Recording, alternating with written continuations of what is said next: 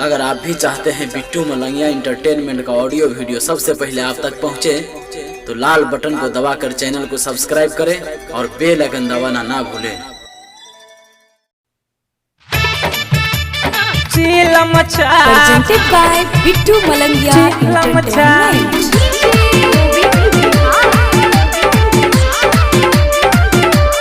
आप सुन रहे हैं माडर से माँ दुर्गा म्यूजिक की प्रस्तुति।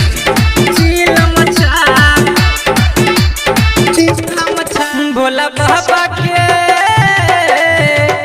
बाबा के रात दिन करबै जाप, नारा लगे बजा हो चिलम छाप, बाबा हर लेते सबटा दुख बिलाप, नारा लगे बजा हो चिलम छाप। भोला बाबा के रात दिन करबै जाप, नारा लगे बजा हो चिलम छाप।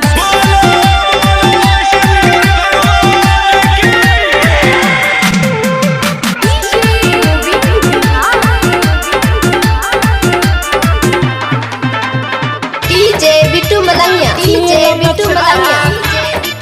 मधुबनी बोलबम जाइले हम कछ तैयारियो, भोला भंडारी के हम छी पुजारियो, भोला भंडारी के हम छी पुजारियो। बोलबम जाइले हम छी तैयारियो, भोला भंडारी के हम छी पुजारियो, हम छी पुजारी। जाकर देव घर में करबै हम जाप, नारा लगे बजा हो चिलम छाप। भोला बाबा के रात दिन करबै जाप, नारा लगे बजा हो चिलम छाप।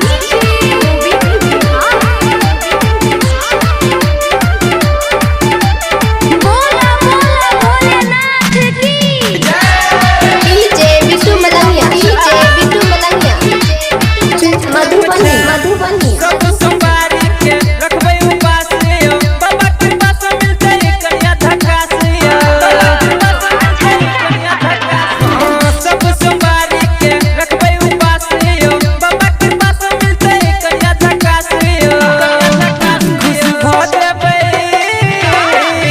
खुश भ जेबै हम अपने आप, नारा लगे बजा हो चिलम छाप। भोला बाबा के रात दिन करबै जाप, नारा लगे बजा हो चिलम छाप।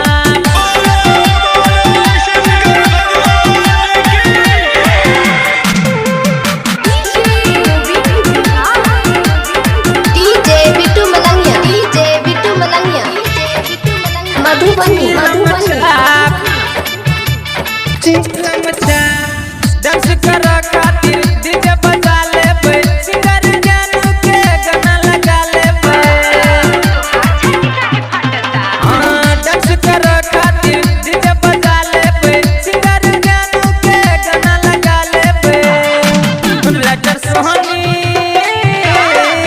राइटर सोहनी सागर करतै जाप, नारा लगे बजा हो चिलम छाप। भोला बाबा के रात दिन करबै जाप, नारा लगे बजा हो चिलम छाप। बाबा हर लेते सबटा दुख बिलाप, नारा लगे बजा हो चिलम छाप। Presented by Bittu Malangia Entertainment।